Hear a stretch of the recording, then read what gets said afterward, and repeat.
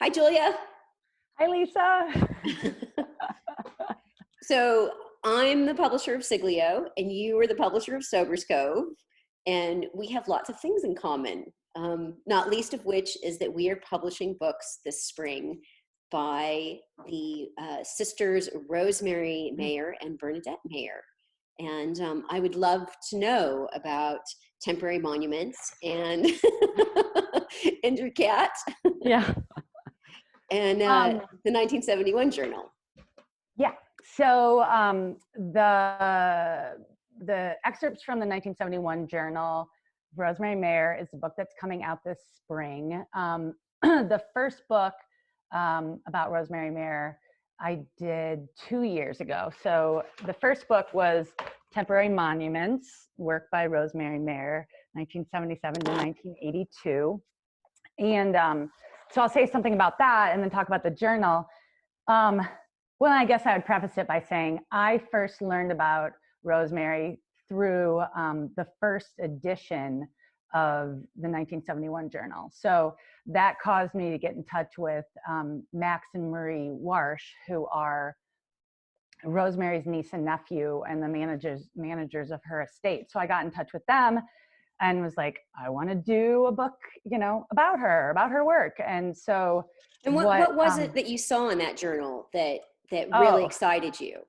Well, so the journal, let me see if I thought maybe I had the first edition by me, but a friend of mine gave me the journal when I was visiting him in New York, and he was like, I think you'll be into this. And the journal was made at the same time as a 2016 exhibition of her work at South First. And like before I get to my answer, and it was the first solo show of her work in like 40 years, I think. And she had passed away 2 years prior to that. So they published the journal, and I got the journal and I read it, like I devoured it in about 3 subway rides. And it was a journal, a very edited journal from 1971 when Rosemary was 28, and intertwining, her work with her life. I mean, her hanging out with friends, like being broke, trying to figure out how to make money, not having a relationship, falling in love, trying to have more studio visits, having studio visits and feeling weird about them, but feeling really good about her work. I mean, kind of, like questioning it and, like how you go up and down as an artist. And so for me, I lived in New York in my early 20s. I live in Chicago now. So I read the journal and I was like, oh my God, this is like my experience. I mean, I was much younger. I was in my early 20s when I was in New York, but it was the same experience that I had, where it was like all about the work. It was like, how do I do this? I mean, she had been doing it longer than I had in my New York time, but it was still like this feeling of intensity and ideas, and then like enacting the ideas, and then getting lost, and then having a great idea, and then thinking you suck. But then at the same time, all this other stuff, all this other life stuff that was intertwined in it. And so, I mean, I guess I'm, jumping ahead from Temporary Monuments, but I didn't know about Memory by Bernadette Mayer, Rosemary's sister, until we were, I think, well into working on the publication of, the second edition. And so Bernadette's work is very much about documenting daily life and life as a person and an artist as well, right? Yeah, and I think what's actually really interesting is that in both of these cases, it's taken 40 years for these particular works to find their homes in book form. So Bernadette, for people who may not know her work, is a poet, and she's quite a well-known poet who's associated with the New York School and the language poets. But she did this piece, Memory, in 1971, which is the same year as Rosemary's Journal, in which she kept a diary and photographed, she shot a roll of 35 millimeter film, actually slide film each day. And then at the end of a month, she put it all together into this piece that was really about investigating the nature of memory. And it was shown in 1972 as an installation at Holly Solomon's first gallery space. And then it disappeared off the face of the earth, really, until 2016, when it was shown at the Poetry Foundation in Chicago, and then in 2017 in Canada. And there was a book published of just the text in 1975 that went out of print. And then people just kind of knew about it and had heard about it, but hadn't seen it and hadn't experienced it as an installation until many, many years later. And, it really begs the question as to why, and I think particularly in Bernadette's case, but maybe this is also the case with Rosemary, that, this work has taken so long for people to understand how to engage it and to receive it, and for people like us to champion it and put it out into the world so that it can find a readership. I think that's, it's really fascinating about, these kinds of reclamation projects, I think. Yeah, I remember I saw the show at Canada, so I did know it a little bit before, but yeah, I mean, that the Bernadette project is so monumental. Like when I heard about it, I was like, why didn't I know about this alongside like Eleanor Anton's carving, or the Semiotics of the Kitchen by Martha Rosler? Like, where was this?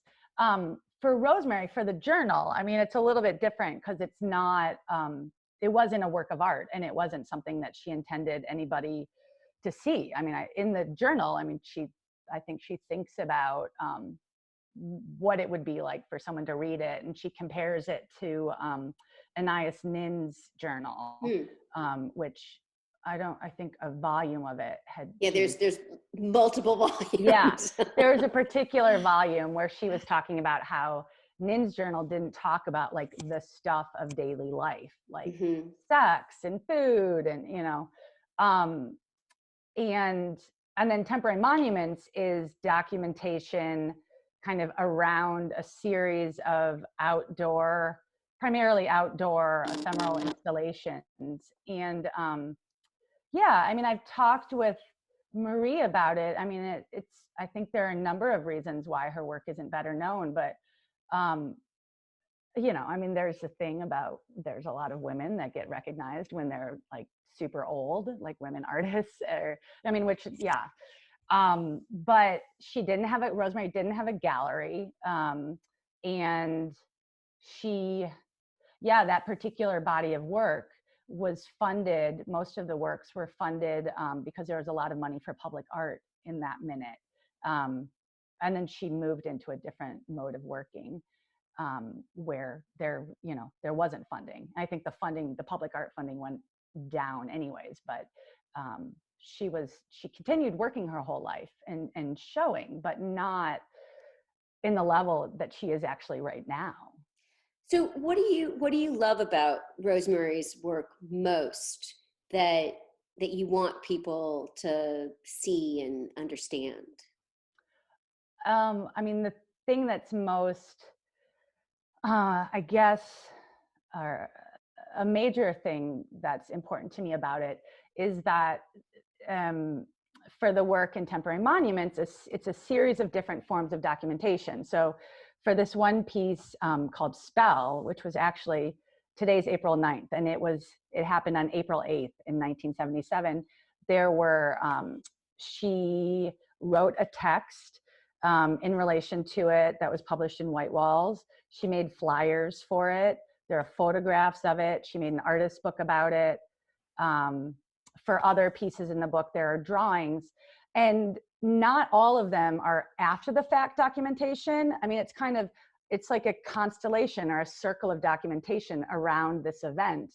And so it's kind of like, what is the work, or what are the works? And so that blurring about what the work is, and the difficulty in categorizing it, and the fact that all the different forms of artistic production in relation to it have,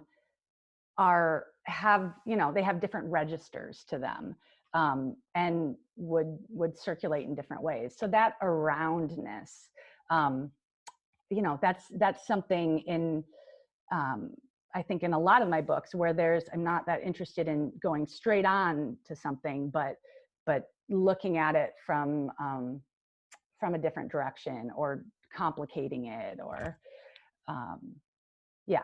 Mm-hmm. So how did you come on to memory? I mean, you had seen it at Canada, but then No. did you? I published an excerpt of it in this book in Okay. 2011, it is almost that, a collection of image text work by women artists and writers, which is really a cornerstone book for Siglio. And Bill Berkson, the poet, who I met when I did the Joe Brainerd book, which was Siglio's very first book, I asked him who I should make sure I look at when I was doing the research for It Is Almost That. And Bernadette and Memory was at the top of the list. So I contacted her and did an excerpt. And then Marie approached me, just last spring, even. Whoa. I mean, the book happened really fast. Yeah. About doing Memory. And it basically, I said yes in a second, because I love the piece so much. And, I love the work because it is exactly opens up these possibilities between image and text. While the images document the day, they don't necessarily correlate with the text. Sometimes they do. So there's these convergences and divergences, and the text itself, the writing, is so radical and so expansive, and both incredibly banal and also these kind of incantatory riffs as Bernadette kind of just cuts loose, in her thinking. And it's just so beautiful. So you get these moments where she might be just almost transcribing a conversation or something that she's seen in a film on television. And then you get these bursts of the poet thinking and observing and seeing, both sort of outward and inward. And it's just such challenging, interesting work. And, it's a massive project. It's 1,153 photographs, and about 100,000 words of text. So it's a 336 page book, which is the largest 4-color book I've done. I knew that, I want to publish the uncategorizable as well. And I'm really interested in this space between art and literature, but I'm also really interested in the unwieldy. And I think that's one of the reasons why this book hasn't been published before, because it is incredibly unwieldy in literal and figurative ways. And the image and text is an ongoing thing in Siglio, like yeah. Yes. So is there, can you talk at all about where that comes from, like for you, why that is so important and so appealing? Or yeah, I started off as a writer, but a lot of the work that influenced me as a writer was visual work and performance and film and music. And I was really interested in the ways in which those structures and those ideas and those kinds of works could influence or translate into literary form. I was really interested in works that use both image and text. And I found the sort of literary world that I was trained in graduate school, which is a while ago, and before there were all of these interdisciplinary programs now, really stifling and very circumscribed by very particular notions of craft and what literature is supposed to be in terms of its categories and genres. Mm-hmm. And I wanted to make space for work that had been ignored, like Memory had been, or for new work that I thought writers and artists might stick in drawers because it didn't fit anywhere and there wasn't a place for it. So Siglio is really about making that space to create a space for that work to be realized and to be engaged by readers in ways that might be sort of unfamiliar in terms of how they read the image and text and together on a page in the space of a book. So, and you also are interested, I mean, these are sort of works at the margin, so you're interested in the margins and what's been rendered invisible too, right? Yeah, I mean, and I think at some points I have like an easy answer for why, and sometimes I'm like, yeah, why am I interested in that again? But I think, you know, that like aroundness and that going in sideways. I mean, I think part of that maybe has to do with I make sculpture, and you know, as well, it's what I did before publishing, and that's what I do now. And you know, if you think of a traditional in the round sculpture, in order to understand it, then you have to go, you know, you have to see it from different directions. And then if you think about a sculpture as something, you know, that endures through time, or then, you know, over time there are different perspectives and different things that you can understand and see. And yeah, I mean, I'm thinking it's hard. Like I had a statement about what Soberscove was for a while, you know, like 2 or 3 sentences. And then I took it down, and then I have, you know, some like a sentence. And I find it's a little bit difficult because I feel like at the very beginning, I knew, you know, what it was, but as I continue to go, there are themes and there are things that are consistent in the things that I publish, but it changes. And so like how to frame what the press is gets harder. And I'm like, I don't want it. Well, I want to do that, but does it fit in this category? And so I get rid of like the description. So now I publish books about art and culture. Well, and that's, you know, that makes what we do really hard, right? Because publishing likes categories, and it likes fitting into very specific paradigms, and it likes uniformity and consistency. And, you know, our mutual commitment to eclecticism, I think, makes what we do really challenging, actually. Well, and it's interesting, I think, because I feel like each of us can do a book and people will be like, oh, that's a siglio book, or that's a Soberscove book, which is so satisfying and amazing when someone says something like that. But yeah, and something else, I mean, maybe this is, I guess, the case with maybe all publishers, but what I particularly like about publishing is that, you know, I'm putting all these different people alongside each other. So Rosemary Mayer is next to the abstract expressionists, is next to the history of artist-run culture in Chicago, you know, artists that perhaps are, you know, most of which are not known beyond Chicago and are not familiar names even in Chicago. And yeah, and I think about the spines of your books, and it's the same thing, like putting these people next to each other and creating these new canons, kind of. Right. Well, I think that idea of a different constellation is really important. That, you know, I always hope that when you have a shelf of siglio books, that you find really interesting things brushing up against each other, and those sort of spaces, you know, in between, I don't know, say, you know, Ray Johnson and Karen Green or Robert Seidel become really activated and really interesting, you know, because they're all quite different, but they share some common denominators. And, you know, it is, I agree, it's super gratifying when someone says, oh, that's obviously a siglio book. You know, there's nothing makes me happier. Yeah, totally. So one last question, I think. So as a small publisher, and you, like me, are a one-person operation, what's your most favorite thing about being a publisher and the act of publishing, and what's the hardest thing? Well, okay, the hardest thing is publicity and marketing, because I think it's true. There's always more that I could be doing. I could be doing it better.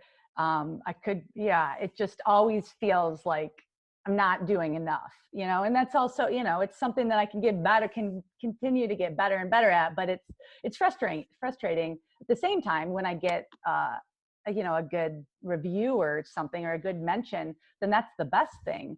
But in general, the best thing is the relationships that I develop with the people that I'm working with, because it's just a really unusual and really wonderful way to connect with someone, you know, through trying to facilitate their presentation of something that they know very, very well. And I'm learning it as we work together. So it's this like learning exchange, and then kind of an exchange of, you know, either artists or thinkers, or and that's, you know, I don't get that in a lot of areas of my life. So this is really, it's a really rich space. How about for you? It's almost exactly the same thing. I mean, I really love finding ways to realize the work in the shape of the book. And that often is an incredibly collaborative process. You know, either I'm working directly with the artist, or I'm working with the artist's estate, or with an editor who's really, you know, very deeply involved in the material. And, you know, because I design the books too, I get to think about them both conceptually and, you know, the way that they live materially as well as a book. And I love doing that. That's, you know, definitely my favorite thing. And I'd also say that there is, you know, in terms of those relationships, I really feel like Siglio's become this little universe, you know, and I'm always excited as to sort of what happens next in that universe, you know, I mean, who I might encounter and what work I didn't know about. That, you know, it's sort of like looking for the unknown planets, really. Yeah. Yeah. And then the hardest thing is just getting everything done and knowing that, you know, you could always do better and you can always do more. And, you know, we're not superheroes. So you do your best. Yeah. I mean, I would add to the relationships with other publishers. Yes, that's true. We have gotten to know each other, and as you have super generously shared your knowledge and the fruits of your my failures with me. Sure, I'm happy. I've gotten a mini, like a course, an ongoing course from Lisa. So I'm happy to have like proceeded in failure so that I could warn you ahead of time. But yeah. No, that's been great for me too, because I really feel like it's a community. Hence, you know, the conversation today. So yeah. And I hope and I hope people get something from this, and they'll check out your books, and they'll check out. Oh, and I didn't show. You have a copy of? I know. There I was it is. thinking the same thing. This is in advance. So and it's got foil stamp on it, right? It's got a gold. That's very nice. Lovely. Yeah. I can see the reflection. That was the first. Yeah. So thank you. Oh, thanks, Julia. Talk soon. Yes, absolutely.